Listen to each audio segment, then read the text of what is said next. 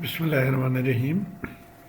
ये इस सीरीज़ की 6th वीडियो है और इसमें हम primarily and chapter problem 1.6 solve करेंगे। तो आइए हम देखते हैं प्रॉब्लम क्या है।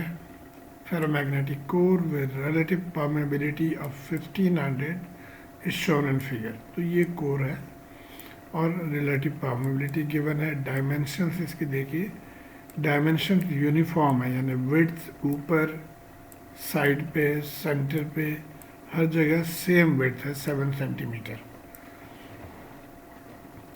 और ये मिड में उन्होंने टर्न दिए हुए हैं, 400 टर्न्स है। यहाँ पे 2 एयर गैप्स है। लेफ्ट में एयर गैप जो है उसकी गैप है 0.07 सेंटीमीटर और जो राइट पे गैप है उसकी गैप है 0.05 सेंटीमीटर। कोर डेप्थ है 7 सेंटीमीटर। और एक पॉइंट और है कि because of fringing effect the effective area of the air gap is 5% larger than their physical size. तो ये आगे डायग्राम के साथ मैंने एक्सप्लेन किया है। इसको पॉइंट सिर्फ ये है कि अब यहाँ पे जो भी इसका एरिया होगा, या हम अगर विड्थ फिलहाल हम देख लें क्योंकि एरिया वो डेप्थ तो फिक्स है, तो ये विड्थ 7 सेंटीमीटर है। लेकिन फ्रिंजिंग की वजह से, यानी हवा में मैग्नेटिक लाइंस थोड़े से बाहर की तरफ जाने की कोशिश करते हैं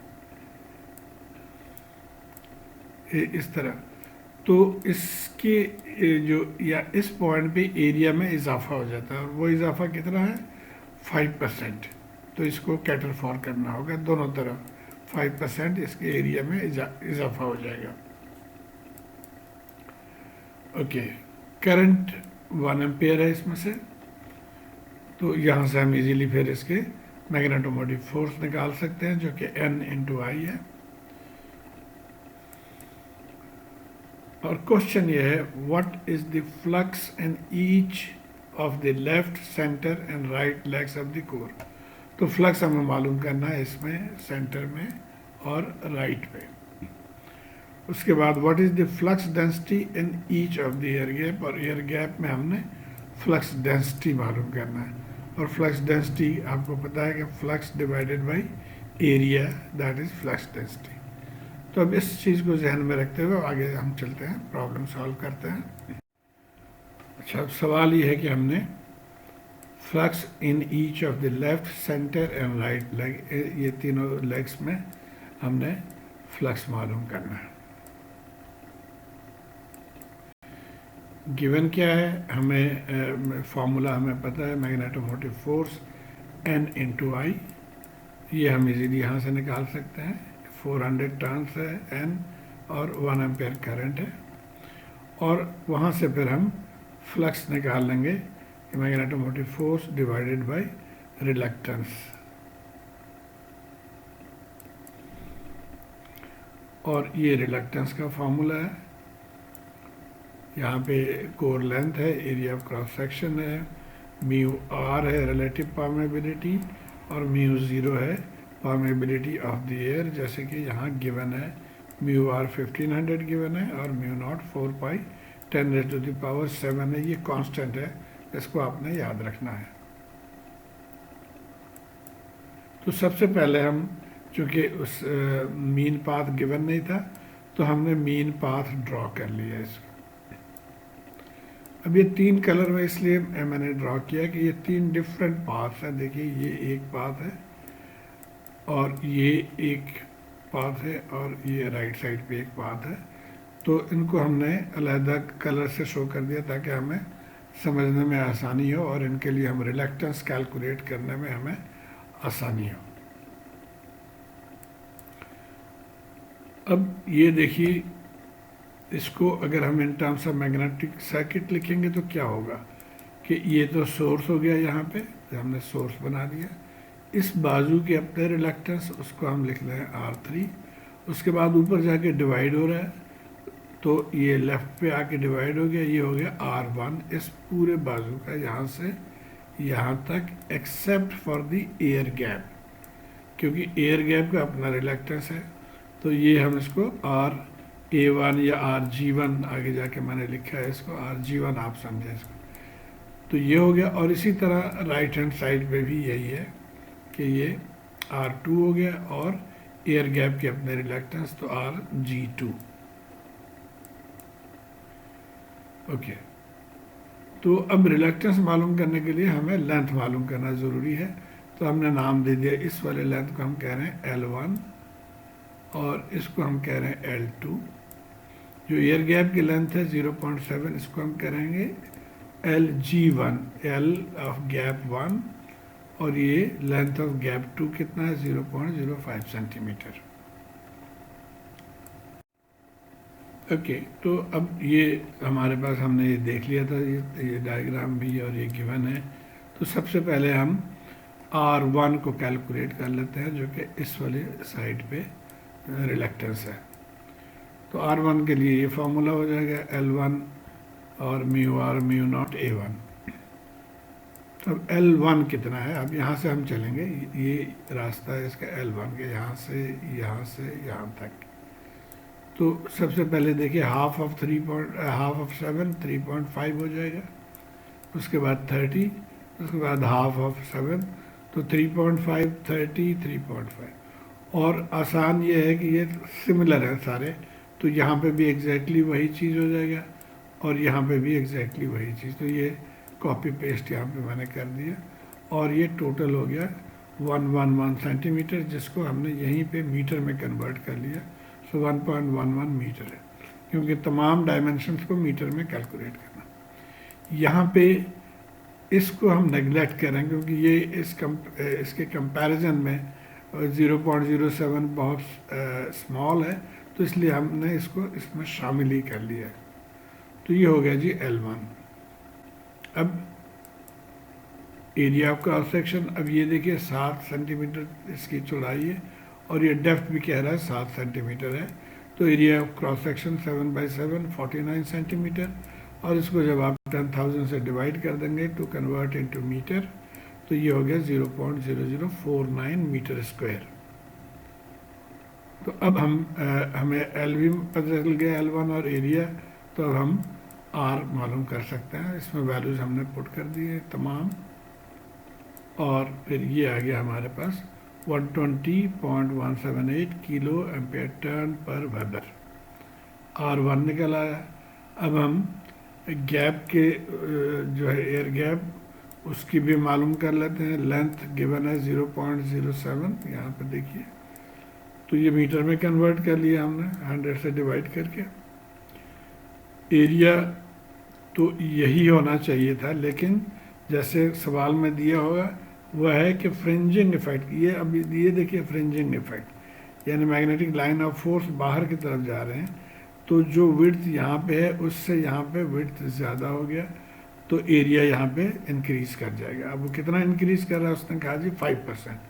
तो जो ये वाला एरिया है यहाँ पे जो हमने कैलकुलेट किया था, ये वाला एरिया, उसको हम उसमें 5% इंक्रीज़ कर देंगे। सो 105 डिवाइडेड बाई 100, तो ये हमारा आ गया एयर गैप का एरिया। अब हम reluctance of the air gap मालूम कर लेंगे। अब यहाँ पे देखिए मैंने रेड क्रॉस लगा दिया ताकि आप आसानी से आपको याद रहे। म्यू आर यहाँ पे हम अब नहीं लेंगे, क्योंकि हम हवा में ये इसमें कोई मेटल नहीं है, ये एयर है, तो सिर्फ हम एयर की परमेबिलिटी ले लेंगे, मेटल की परमेबिलिटी को हम काट कर देंगे। तो अब ये एयर परमेबिलिटी, ये एरिया और ये इसकी लेंथ, तो ये हो गया reluctance of the air gap left hand side की जो है उसमें। तो 2 आ गए जी। अब हम आगे चलते हैं। ये हमारा R1 था। अब R2 के लिए ये फॉर्मूला है। आप उसी तरह से आप ये देखिए, ये L2 सेम लेंथ है, क्योंकि डायमेंशन सारे सेम है, कोर एरिया भी सेम है, तो इसलिए बजाय कि हम इसको रिकैलकुलेट करें, हम ये कहेंगे कि R2 भी R1 के बराबर ही होगा। तो डायरेक्ट हम इसको लिख लेंगे वही वैल्यू, R2 आ गया। अब हम इसके एयर गैप के डायमेंशन चूँकि डिफरेंट है, तो इसलिए एयर गैप को हम कैलकुलेट करेंगे। एयर गैप की लेंथ कितना है 0.5। यहाँ पे देखिए, यहाँ पे 0.7 था, यहाँ पे 0.5 हो गया। और बाकी ये वही चीज़ है, 5% ही रहना है इसमें, तो ये सेम वैल्यू है एयर गैप की जो एरिया है। तो अब उसी तरह जैसे हमने पहले किया था, एयर गैप के रिलक्टेंस हमने मालूम कर लिया और वो 78.015 आ गया। अब फाइनली ये मिडिल वाला रह गया R3। R3 के लिए भी ये लेंथ अगेन सिमिलर लेंथ है, जो लेंथ यहाँ पे है वही लेंथ यहाँ पे है। तो ये जो यहाँ पे था आप देखें ये 3.5 30 3.5 वही चीज़ हमने यहाँ लिख लिया और एरिया भी सेम है, तो ये एरिया भी हमने उसी तरह कॉपी कर लिया। तो अब R3 हम यहाँ से निकाल लेंगे इस फार्मूले में डाल के, तो ये हमारा R3 आ गया। तो अब ऑल 5 रिलक्टेंसेस हमने मालूम कर लिए। ओके, तो अब हम यहाँ पे थे, हमने तमाम रिलक्टेंसेस के वैल्यू यहाँ लिख लिए हैं और जहन में रहे कि हमने फाई मालूम करना है। अब इन दोनों को हमने ऐड कर लिया, इन दोनों को ऐड करके ये हमारा सिंप्लीफाइड सर्किट आ गया। इसको हम मज़ीद सिंप्लीफाई, हम इसको टोटल, हमें रिलक्टेंस चाहिए क्योंकि जिस तरह आप टोटल करंट निकालने के लिए टोटल रेजिस्टेंस निकालते हैं, उसी तरह यहाँ पे अब ये देखिए क्या ये दोनों पैरेलल में है और ये इसके साथ सीरीज़ में आ जाएंगे। सो 4.6 के साथ ये दोनों के पैरेलल जो है वो आ जाएगा और ये हमारा अब ये पोर्शन जो है जब सॉल्व कर लेंगे तो 1.6 हो जाएगा।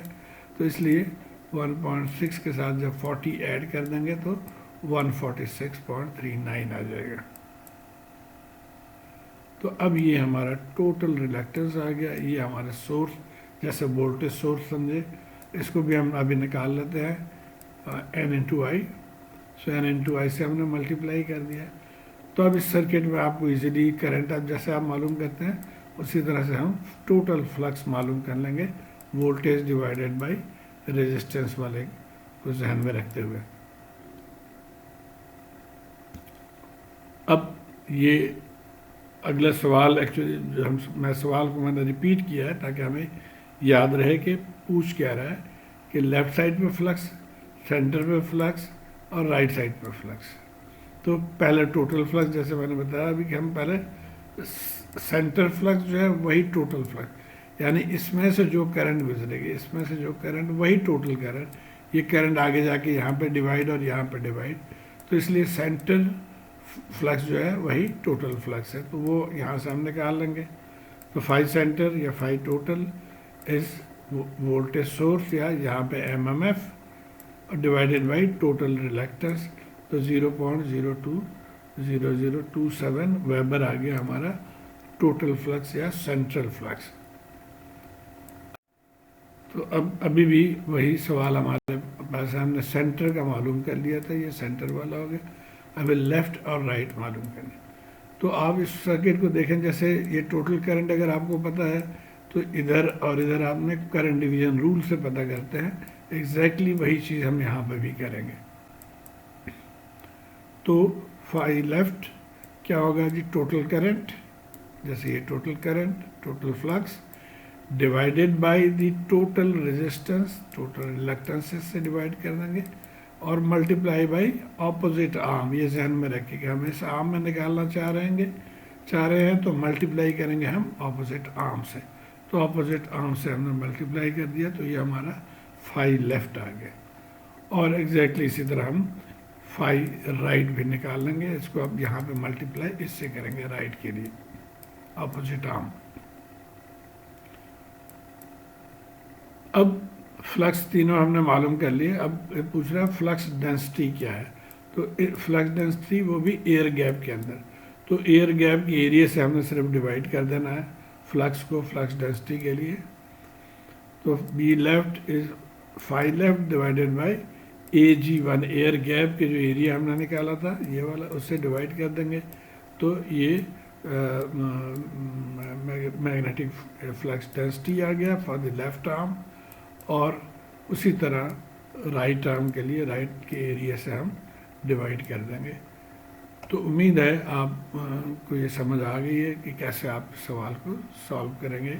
देखने में मुश्किल है, लेकिन आप स्टेप्स फॉलो करें तो बहुत आसान है। शुक्रिया।